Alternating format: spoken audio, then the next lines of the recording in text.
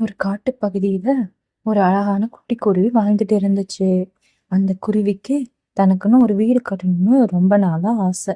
இதனால கஷ்டப்பட்டு அந்த குட்டி குருவி சின்ன சின்ன குச்சிகளை சேர்த்து சின்னதா ஒரு வீடு கட்டுனுச்சு. அப்பா, ரொம்ப சந்தோஷமா இருக்கு, எனக்குன்னு ஒரு வீடை நான் கட்டிட்டேன் இப்படின்னு ரொம்ப சந்தோஷப்பட்டுட்டு இருந்துச்சு. ஆனா இந்த சந்தோஷம் ரொம்ப நாள் நிலைக்கல.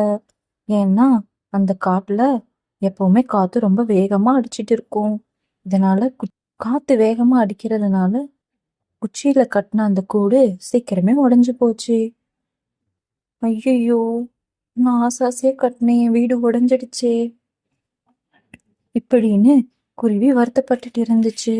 இதனால ரொம்பவே சோகமா இருந்துச்சு அந்த குருவி.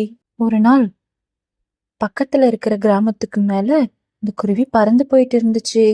கிராமங்கள்ல மனிதர்கள் எப்படி வீடு கட்டியிருக்காங்க அப்படின்னு பார்க்க போனுச்சு.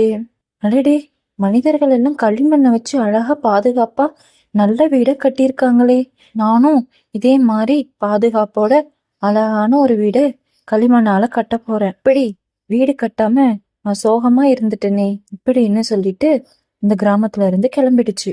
காட்டுக்கு வந்த அந்த குருவி குச்சிகளோட சேர்த்து களிமண்ணையும் வச்சு ஒரு புது வீடு கட்டுனுச்சு. களிமண்ணை வச்சு நான் இப்போ ஒரு வீடு கட்டியிருக்கேன், இது ரொம்ப பாதுகாப்பா இருக்கு அப்படின்னு சொல்லி சிரிச்சு சந்தோஷப்பட்டுட்டு இருந்துச்சு. மிகப்பெரிய காத்து அடிச்சும் கூட அந்த கூடு கலையாம இருந்துச்சு. இது மூலியமா அந்த குருவிக்கு ஒண்ணு புரிய ஆரம்பிச்சுது.